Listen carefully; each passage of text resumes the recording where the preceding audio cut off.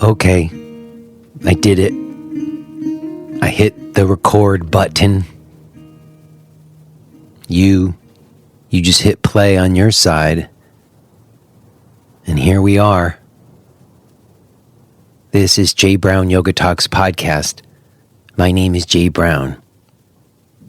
Hello, whoever you are.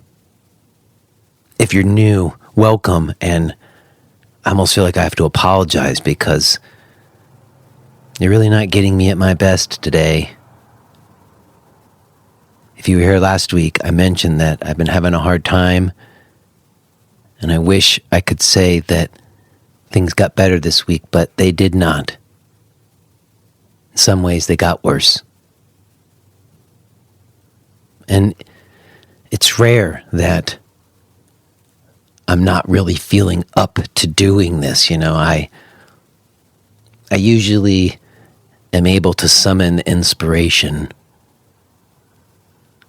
but I've run out of time and I don't want to take a week off. I feel like if I didn't put the show out, I'd feel worse. And longtime listeners might remember in the early formative time of this show, I would just vent everything in the intro. I would have big time yoga celebrities on, and I would do a 20-minute intro of just dumping all my emotions and angers and pain. And sometimes I think it was maybe useful, or it was at least purgative for me, but a lot of times I don't think it was helpful. I don't think it served me or the show. So I'm not going to vent everything here. At the same time, I'm not going to try to put on a mask, If I try to fake it, I think those of you who have come to know me over the years, even if you didn't really know, you'd feel it. You'd feel on some level that I was faking it. So, I guess if you are one of those longtime listeners, maybe I can say something about what's getting me so down in the outro. I'll say something in the outro. If you're one of those folks who wants to stick around, you can. But I feel like, I don't know, I don't want to pretend that everything's okay when it's not. And I hope that me not being my usual showman self is okay. I gotta trust that. I gotta trust that it's okay. That I don't have to put on a big show for you. That I can just let the conversations speak for themselves, because they really do. And that continues to really be a saving grace for me. These inquiries into yoga, they are what help me meet these challenges and give me a sense of meaning and purpose. And today's conversation with Steve James is no exception. I don't know if you know Steve. He is the host of the Guru Viking Podcast, which I discovered not too long ago. And I've watched many of his episodes now. And I have to say, if you enjoy the depth of conversation that I try to have here on this show, then you're definitely going to appreciate Steve and what he's doing, because he's got it going on, if you ask me. And after taking in his show on YouTube and then reaching out and finding out that he was familiar with this show and having this rich conversation and connection with him, it spoke to something important that's been going on with me, and I'm really glad to be sharing it with you today. Real quick, before we get to that, I want to thank podcast premium subscribers Carl Spicer and Joanna Katz. Thanks, Joanna. And Carl, I got your email. It's in my inbox. I've been meaning to email you back. I just haven't gotten to it yet. I will. I really appreciated you reaching out. I appreciate both of you and everybody else who's subscribing for supporting me and the show. If you're newer around here and you appreciate what you're getting from the show and you value it, you could embody that some by becoming a podcast premium subscriber. You get access to the full archives and you help me keep it going.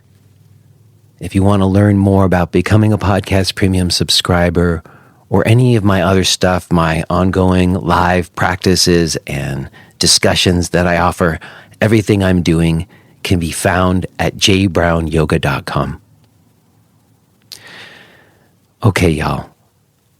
I think that's just going to have to suffice.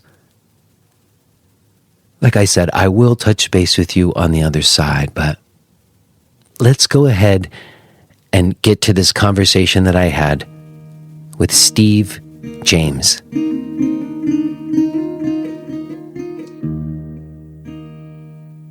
Hello? Oh, hi. Hello. Steve. Hi. Should I call you Jay or Jay Brown, or how is it done? Jay. Jay is fine. That's what all my friends call me, and I'd be very happy for you to call me that as well. Okay. Here. That's great. Nice to meet you, Jay. Are we doing video as well as audio? You know, I'm not going to use it. I don't know how you feel about it, if you like to have it on or not. Sometimes I like it better off, but if you like to have it on, I'm fine with it either way. You tell me what you like. Yeah, well, it's nice to see you. All right, well, let's leave it on then. I'm happy to do it. I'm happy to see you too, because I've been watching you, and it's funny. Oh, yeah. I was thinking about that. On some level, I like that. Like to think of podcasting as like old radio for the digital world. And I'm trying to get myself off of YouTube. So I've done both for you. I've listened to some of your episodes just like in headphones, and then also watched some of the videos on YouTube. And I appreciate them both. Like if I didn't get to see the videos, I wouldn't get to see you sitting in your boat like that. And like, that's a cool feeling. Like there's something that does add something. Oh, definitely. But it's been super fun. I mentioned to you, I've been going through your old episodes and enjoying them so much. You're asking like the questions and having the conversations that I'm most interested in hearing. Oh, wow. So it's been really enjoyable. And, you know, I'm sure you've had this experience too, where, especially after you've been doing it for some years, like the key to keeping it like vibrant is the spark of inspiration. Like there's some reason in me why I want to talk to somebody. Sometimes it's because of what they're studying, or sometimes it's like an idea I have about them and I'd like to see if it's a right idea or whatever. And with you, I have a really fun spark of inspiration that you would have no way of knowing. But when I was a young boy, I had a very vivid imagination, and I would often create like fantasy worlds for myself. And I created like a fantasy alter ego that I would often like take on. And that fantasy alter ego from my childhood, his name was Steve. And I was a very like kind of hyper, even like I am now, sometimes like very outgoing boy. And Steve was more calm and more poised. And Steve, he thought about what he was going to say before he said it more than me. And especially with this show, like I often try to like call my inner Steve up. And so I've been watching you, and all the things I'm sort of most insecure about in myself, you do really well. Like you pull yourself out of your interviews a lot. You're not always referencing yourself. So anyways, it's super fun for me to talk to you. There's something slightly surreal about it. But I really appreciate you giving me your time today. It's really fun for me. Thank you for doing this. Oh, that's so generous of you to say that. It really means a lot coming from you, Jay. Well, that was fun for me when you're familiar with my show. I wouldn't have known that at all. And that put me at ease. I was like, oh, cool. He's listened to the show before. So your show is, I think, it's one of the most, if not the most famous, long-standing yoga podcast around, isn't it? I mean, that's what I always understood to be the case. Maybe that's not right. People have said. I don't know if that's true, but the fact that you listen to this show definitely was fun for me too. Because, like I said, I've been watching your show, and so I guess for me, have we begun? By the way, is this it? Are we doing it now? We are. I hope that's okay. I like to feel like we've already begun. Is that all right? Oh yeah. Maybe we shouldn't include that part about the jump cuts because that was I like that. That's awesome. That's behind the scenes stuff. No, because then everyone who watches it will just see the jump cuts. They'll only be drawn to the jump cuts. I think we should cut that bit out. I was just behind the scenes, you and me bonding over editing. I will cut it out. I will cut that out for you. No problem. I promise.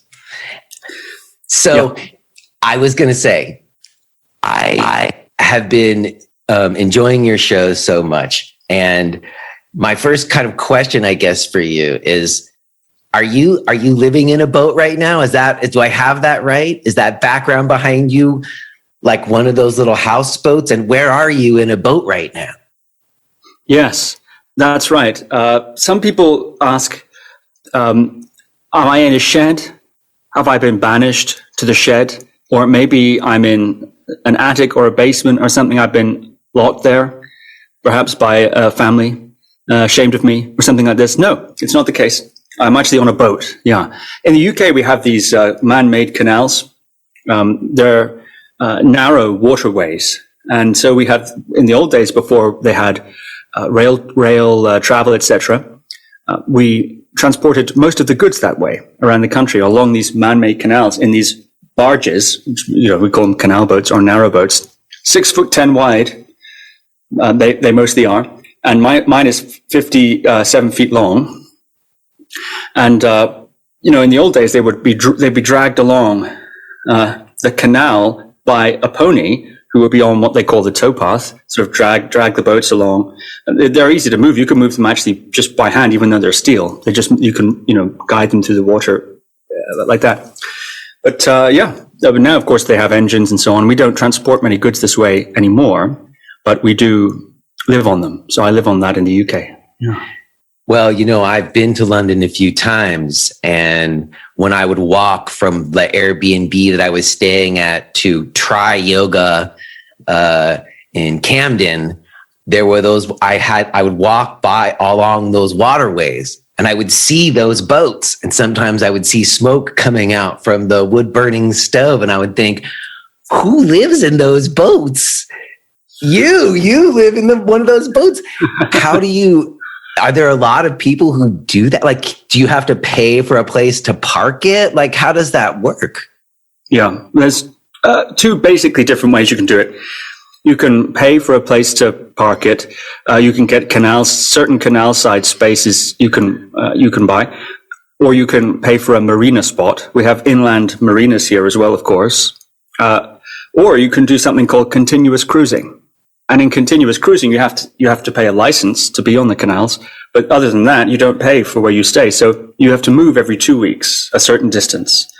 So there are a lot of people actually that live that way. They continuously cruise, moving from place to place. And you can do that for free, or do you still have to pay some amount to have that license, I guess, right? Yeah, you have to pay for the license. It's not a lot, but you have to pay for the license, which goes towards the upkeep of the canal, I think, and the organization that regulates things and so on. But it's pretty free. It's one of the last ways to live a more, if you want, itinerant lifestyle here in the UK. I mean, that's amazing. Again, I can't even think of many opportunities that human beings still have on the planet to live, particularly in like an urban setting, without having to pay the exorbitant rents that it costs normally to live in those places. Wow. So are you alone on that boat? Do you have a partner or? Yeah. This is a solo. It's my sort of bachelor pad, you could say. Solo bachelor pad. But, I think you have something similar in the US with the RV community. Yes. The van life. That's a new thing. Yeah. I have a couple of friends with vans. Yeah. But of course, this boat is much larger than an RV or a van. And it's basically an apartment in a straight line. Each room, next to the other. So I'm sitting now here in what they call the saloon, which is the living room, I guess, which is mostly, as you can see, books and things like that. And then I have the kitchen just behind it. And then there's a bathroom. Then again, and then beyond that, the bedroom or the cabin, as they call it. And so, yeah, it's basically like a narrow apartment that's just long. Wow. And do you feel the movement of the water or the canal? Is there a lot of like that kind of movement always happening in it? I don't know. I haven't spent a lot of time on boats, so I guess I don't have a lot of experience. Oh yeah. Well, next time you're in the UK, you must come and visit me, and then we'll go on a trip or so, a day trip. It's really fun, actually. But yeah, of course, you can feel the water moving. It's not tidal, being in land, so one doesn't feel the tides. But if there's wind or any kind of breeze, which there is in the UK a lot, yeah, of course you feel the movement. Or if a boat comes by and you're moored up, like tied up to the side, and if they go very fast, which sometimes they do, yeah, the boat moves.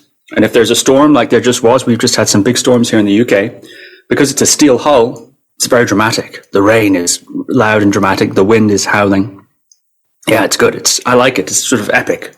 Well, you don't mind that, because I read about how you've done like outdoor survival training, which again, like you are like my alter ego, because I grew up in the suburbs and then moved to the big city. And I've often contemplated how soft I am and how I've never had experiences. In fact, I had someone on the show, a friend who does Wim Hof Method, and he came to my house and actually did an ice bath with me. And it was a very illuminating experience. Like, it occurred to me that I've never actually experienced a full range of temperature in my life, because I've always lived in an air-conditioned environment, wore coats, and lived this suburban, urban life very removed from the elements.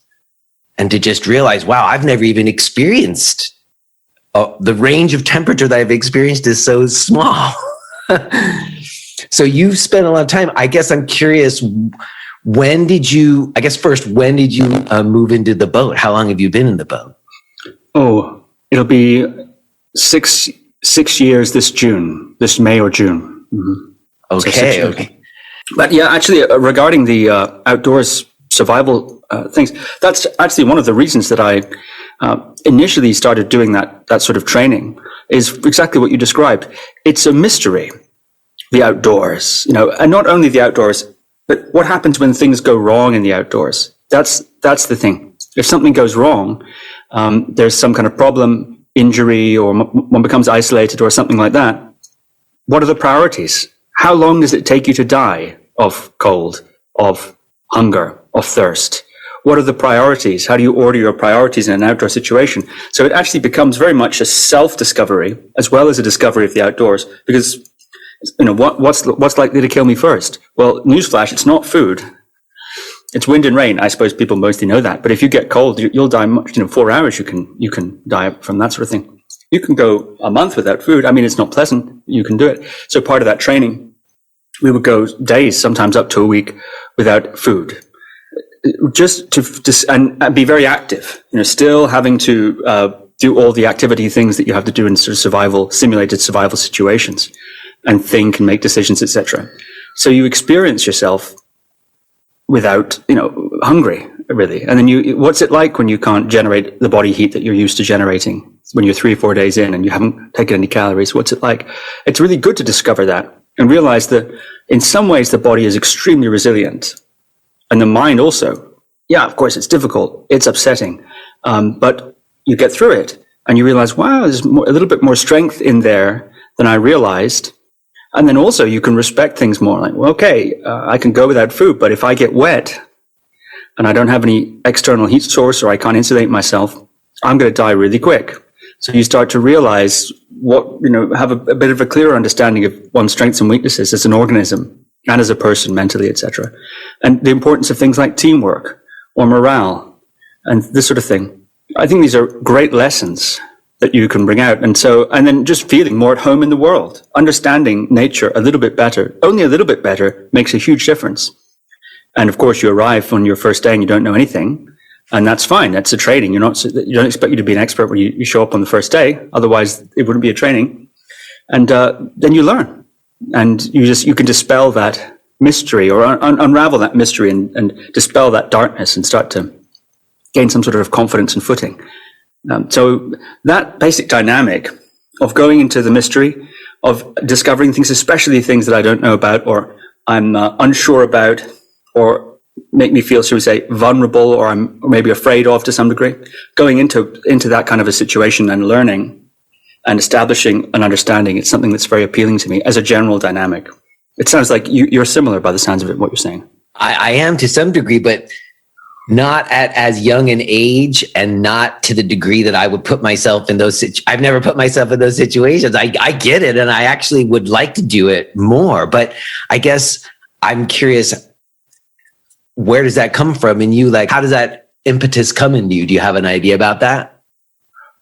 I think it might be typology, or just how I'm wired. I think it must be. I always had that impulse, I think, from a young age. I remember being, in order to get over fear of the dark, for instance, I had a wooden sword. I was into martial arts those days, so I had a wooden sword. And in the night, I remember on a couple of occasions walking through the house with this wooden sword. I knew rationally, I don't know how old I must have been, 5, 6, 7, 8, 9, maybe, I don't know, any time around there. I knew rationally there was nothing in the dark to frighten me, but of course, my imagination conjured all sorts of things. So I walked through, and I almost basically challenged the darkness, or whatever was in the darkness, to come and get me. And I knew that if it came from behind, because it's dark, you can't tell where it's coming from, then there'd be no way of defending myself, probably from behind, if a monster came.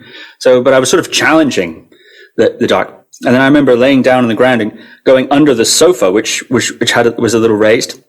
So I made myself extremely vulnerable, if you like, by then being even not easily able to maneuver. And I went under then, and I was sort of saying, okay, then, if there's something in the dark, come and get me.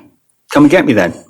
And it was a sort of challenge, going towards the fear, and that sort of says defiance, and facing that dynamic, essentially. I don't know where it came from. Yeah, who knows? Impulses from within. That, again, that's from an early age. I have 2 young daughters, and one of them has more of that, and one of them has not so much of that. So it does seem like you do arrive with a certain amount of something already, Definitely. So do you go to college? Like, when do you start to, I guess my question, get into like spiritual studies or traditions, or when does meditation and yoga and those things start to become of interest to you? Well, actually, from around that same time, at a young age, I was raised in a Catholic context, actually, but it's a Catholic context without the doctrinal side. So my mother had this idea of a private faith, the idea of going to the Mass, which is the ritual that the Catholics do each week. They're kind of, I suppose, Catholic puja. So you go there, everyone knows that, of course. But anyway, you go to the Mass, and it's not a celebration in the view that I was given of a kind of, let's all get together and celebrate thinking the same thing and believing the same thing and sharing that kind of view. It was more an opportunity, a ritual opportunity for contemplation and connection with whatever, God, the divine, oneself, quiet, stillness, sort of nebulous options there. And so I was an altar boy also eventually in that context, and for many years, and I enjoyed the ritual of it. As an altar boy, it's a choreographed series of movements, so it's more or less the same each time. You bring the candle over here, you take the cup over there, and so always this ritual. And I would just get into the ritual and just immerse in the ritual. And it wasn't really religious it was religious in the sort of mystical sense, but it wasn't religious in the kind of heaven and hell, these are the rules, this is the doctrines, etc., etc. We weren't allowed to go, my mother wouldn't let us go to Sunday school, which is where they take the children after that service, and they teach them all the rules of the religion. She said that, like politicians, there's a joke, Billy Connolly joke, that if someone wants to be a politician, that should disqualify them from ever being a politician. And so the same thing. So if you want to teach Sunday school, probably, so therefore I didn't have any resistance. I was also at that time from age 5 very interested in martial arts. I was studying karate in a very traditional kind of context, and I just loved it. I got into it. I kind of got it from a young age, as young people can do. And I'd read, of course, from there naturally, books about martial arts. You end up reading, Musashi, and you end up reading Art of War, and then you end up reading about the way aspect, the do aspect of karate do, right? The philosophy and the religious context of Japan. And that, of course, leads to things like, Buddhism and etc. And then you start reading about that and start practicing yoga. We had a yoga book. So I would do yoga and this sort of thing. I heard Richard Hittleman. You were a Richard Hittleman guy, right? I've had a bunch of people on the show. I always ask them and they're saying, I start from a book, and it's Richard Hittleman, or sometimes it's Godfrey Devereaux, who you studied with, I read. Yeah. Godfrey Devereaux has been my main yoga, really my only real yoga teacher, actually. And what I mean by that is the person who I studied with, trained with, qualified as a teacher with Godfrey, also a yoga teacher with him. So yeah, he's been a guest on your show, which is how I first discovered your show, actually. I saw the episode of Godfrey that you did actually some years ago. Yes. There was an old one you did. I don't know if you've done one recently, but there was I should reach out to him again. Thanks for reminding me. But I remember I had one of his books early on that was just such a good articulation of things that was really helpful to me. So it was a trip to get to talk to him. But very cool. I mean, of all the people, again, those are like Richard Hittleman and Godfrey Devereaux. I associate them with when I first came to yoga in the early 90s, before the internet, there wasn't as many sources of information. So those are two sources that a lot of people honed into. So you were practicing off of the Hittleman book? Yeah. And there was a lady as well, whose name I forget now. I can see her, but I can't remember. Around that same era, a book we also had of hers, which was in loose leaf form. And, I didn't understand really. There was no yoga teacher. I didn't understand. I just follow along. And to me, it all seemed part of the same thread of investigation. And I understand that there are very important differences between the different traditions and faiths and systems. And I understand that, of course. But at the time, my curiosity didn't feel those differences to be contradictions or clashes or who's right and wrong. It was more sort of a rich tapestry. So yeah, that's how it began. Yeah. I see. And so when was it that you studied with Godfrey? That was in my 20s. And so that's 90s? I don't know how old you are. I don't want to assume. I don't know if you want to date yourself, but. Sure. Well, I was born in 1986. Okay. So I'm 35 now. So I suppose 10 years ago, I was in my mid-20s. So. And that was in London? Actually, yeah, I was living in London at that time. I think it was a little earlier than that I began, but it was during that period. Yeah, I actually saw something of Godfrey's, or read something of his. That he was talking about Vinyasa Krama, I think, the sort of sequencing. I think that's what the term he used. And he was talking about that there should be no struggle in yoga posture practice. And that when the neuromuscular, and I'm almost quoting him word for word here, when the neuromuscular preparation is adequate, the body will just take itself there. And if there is struggle, then all you have to do is go back, do some more of the preparatory steps. And when the body's ready, it'll just take itself there. And that was something that I resonated with and would often say in other contexts. And that sort of thing. And I saw, because I knew that from my other trainings that I'd had, for instance, martial arts, right, music, etc.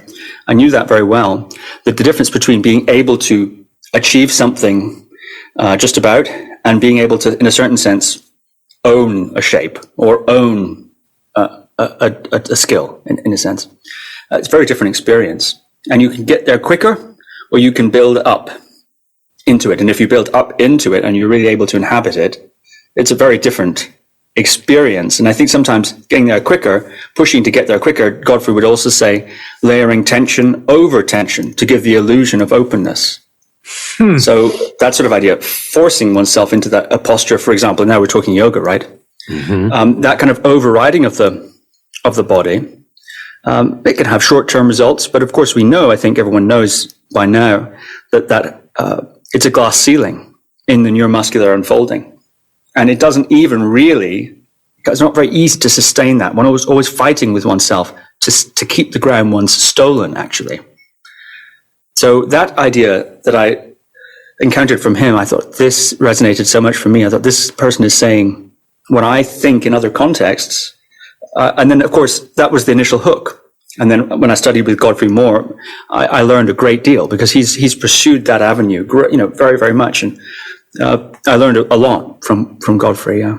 I think probably saved a lot of time too, because I know that's not the way yoga's at that That's what time I was just going to say. I was going to say Godfrey saved you so much trouble, honestly, because by establishing those ideas early on, you didn't necessarily have to fall into the same pitfalls that a lot of us fell into and then had to undo.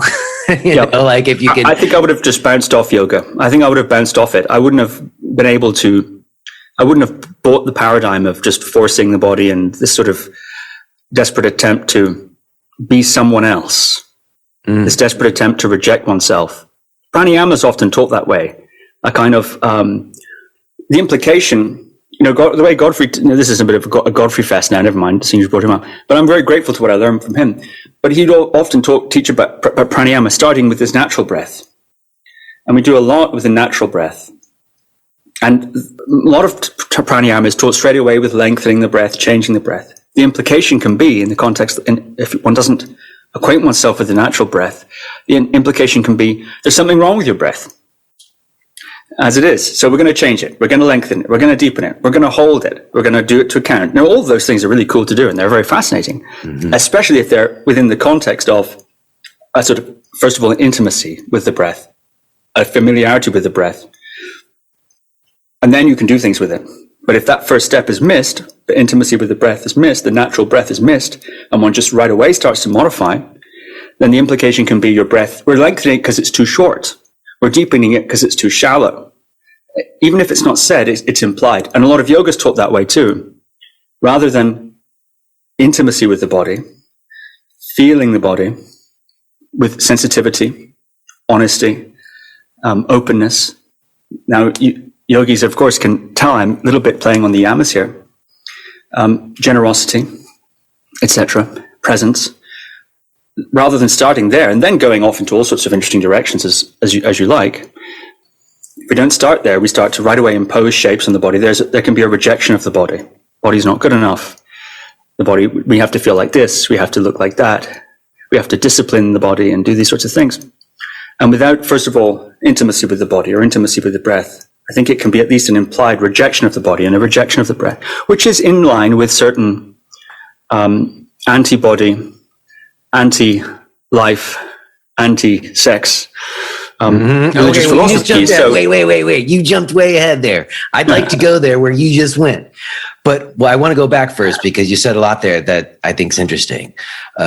First of all, I really appreciate what you're saying because I think you're right. And I have all these teachers I interact with, and it's been a conversation that's gone on a lot over the last few years, especially teachers moving to invitational language, teachers moving into somatic movement forms for much of the reasons that you're stating, because there are yogic traditions that were passed down in ways that are kind of like, I heard your Lauren Roche, your first ever episode. You guys talked about this kind of like almost a dominant paradigm in terms of how things are experienced. And I agree that there's something else that happens when you establish an intimacy with yourself and a sort of a place of nurturing compassion from within before you start exploring whatever else you're exploring.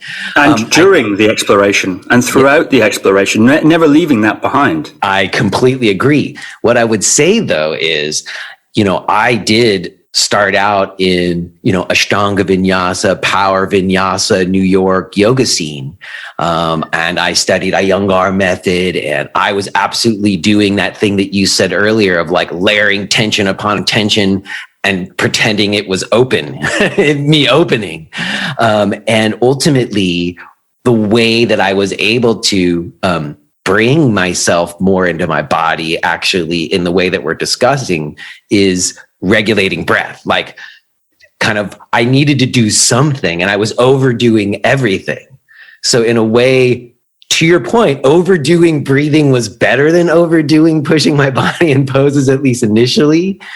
And it gained facility with my breath. And I've ultimately come to what you've said. Like, I don't think you need to be regulating your breath necessarily. In fact, sometimes you're right. Regulating breath does kind of communicate something about us, or like it puts us in a place of lacking or something like you're describing, as opposed to just observing the wonder of what's already there. So I get what you're saying, but I do think as like a device, as like even a process for some people, some amount of like breath regulation, even off the bat, can be useful. Because if somebody's like thinking about everything else other than here, and you're saying in a somatic way, hey, explore this, or you're inviting something and their mind's like not even in their body to explore what you're saying, they like need something to do. So I find like giving them, and that does come from Desikachar teachings. They really emphasize Ujjayi Pranayama a lot. But I think your point is still well made. Don't get me wrong. But I think there's sometimes a usefulness to some amount of like, people need something to do, don't they? Well, yes, I'm not advocating a radical non-doing. I'm saying the context of the doing. So the context of the doing. So it's not the doing itself necessarily. Breath control, breath practices, I think I said, they're fascinating and wonderful and very interesting. And they have many good uses, and they're also very fun. And I'm not saying that one shouldn't do them. I'm saying that the context of intimacy with one's breath is important, or rather, the absence of that is problematic. And what's the problem? Well, like I said, these sorts of all these means of control, rather than being a means of, as you say, exploring, unfolding, a process of discovery, and even etc., can become a sort of furthering of an alienation with the body. Because we're lengthening your breath because it's too short. We're deepening it because it's too shallow. Whereas that doesn't have to be the implication of right. Those sorts of practices at all. It doesn't have to be. Lengthening the breath does not imply your breath is too short necessarily. So I think the importance of, this is what I was saying, I gleaned from Godfrey, the way he would approach things. The importance of, first of all, being able to be with your natural breath, or at least the context established of that. That informs the way you then do any kind of pranayama practice, in the same way that intimacy with the body informs any asana practice you might do. It contextualizes. You're taking the body with you as you do your asana practice, rather than imposing the asana practice on the body, hoping that at some point something will happen, some magical thing will happen. That if I can just get myself to do that, then suddenly it's something, leaving the body behind. It becomes a sort of civil war in oneself. So I'm open to all the techniques and methods and all the doings, and I think they're actually so cool and wonderful. I have no problem with them at all. It's the context, I suppose, that I'm trying to talk to here. I really appreciate that. I just started this training with people. We've spent the first several months just establishing these different kinds of contexts for practice, exactly as you're describing, because I think you're right. You can have the same forms, just like you can have like the same song or whatever, and two people can engage those forms and have completely different communications, or you get completely different experiences from them, depending on the viewpoint or the context that the person who's engaging them holds. Mm-hmm. So I think for me, and that's what I get from your show a lot, like understanding those kinds of contexts has been helpful to get clarity around, what's useful for me, or what's my path in all of this, or whatever. It's helped to have clarity around that, to understand that. And I think a lot of that does come from some sort of comparative analysis of like trying different techniques or trying on different traditions even. And I know you've studied lots of other stuff besides just yoga with Gottfried. So rather than just list them all, what do you think of as your biggest influences in what you do in terms of a practitioner or a teacher or coach? I know sometimes you use that word.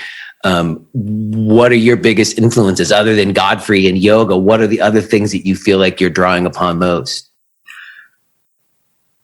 Yeah, it's difficult to answer that question because one's influences aren't always conscious.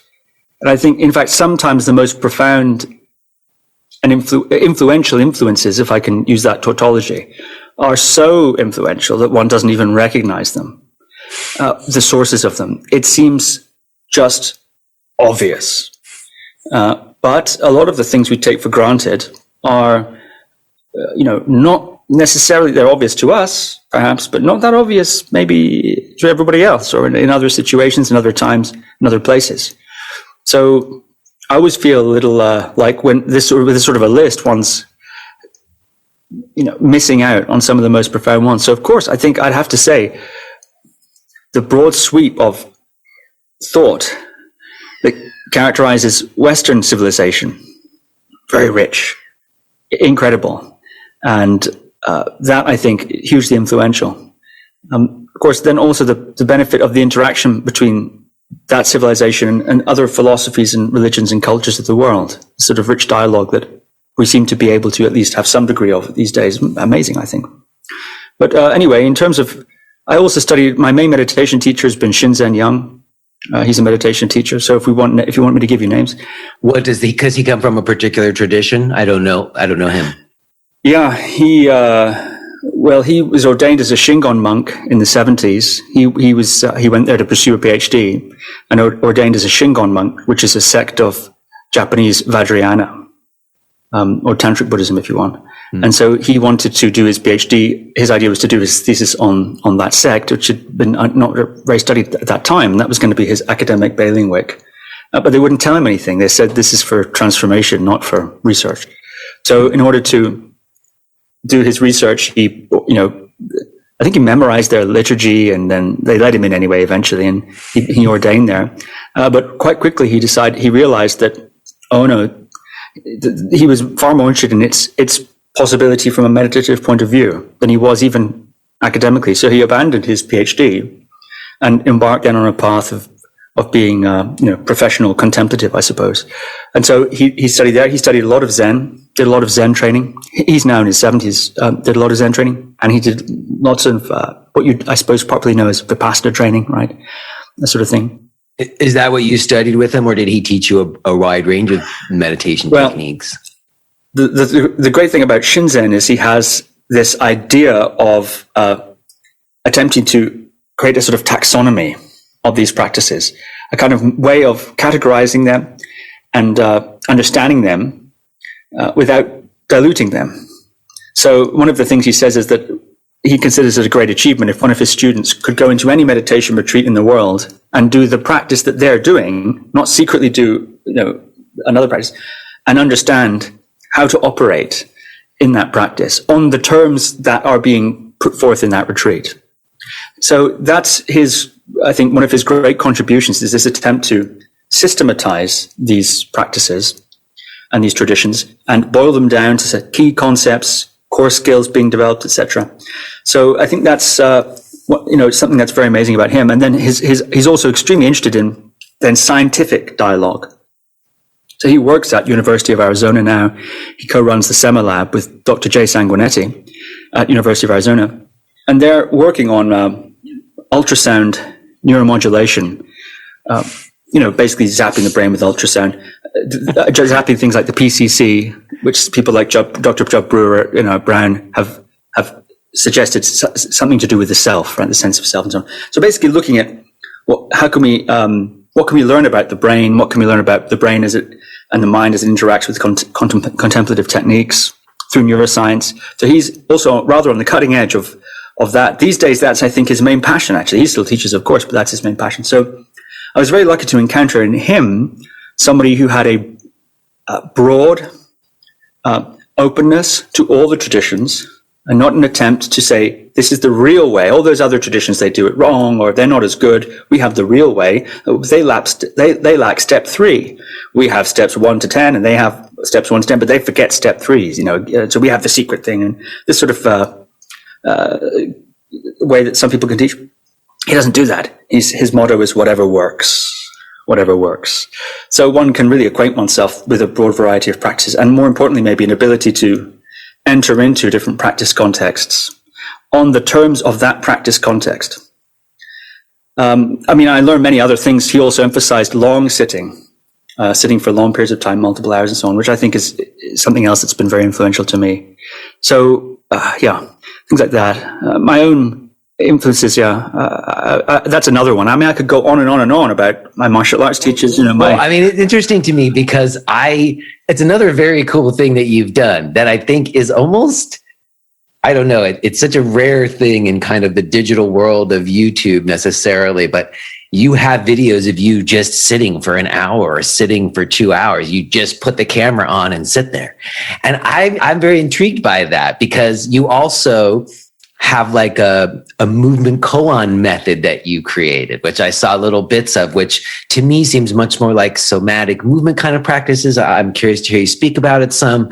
But when I think of those different things, when I think of like a somatic movement thing, and then I think of like long sitting, those don't necessarily go together in my mind. Like long sitting sometimes for me associates with kind of what you pointed to earlier, that there's some place that higher consciousness, or often like if you take it all the way, it's ending the cycle of rebirth or escaping the cycle of rebirth, as opposed to, entering in on like a more tantric path or something. So first, let's talk about your movement method that you developed, and then we'll go back to the meditation. So tell me about this movement koan method. Why did you develop it, and how would you describe it for people, I guess?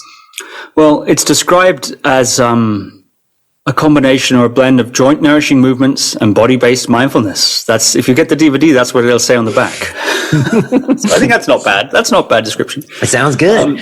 Yeah, joint nourishing in particular. It seems to me that's very carefully chosen. Yeah. Well, yeah. And of course, so that's the movement part, the joint nourishing, etc. Yeah. And also a lot of cross body patterning, one arm going in one direction, the other arm going in the other direction, this sort of thing, like tapping your head and rubbing your tummy at the same time, that sort of idea.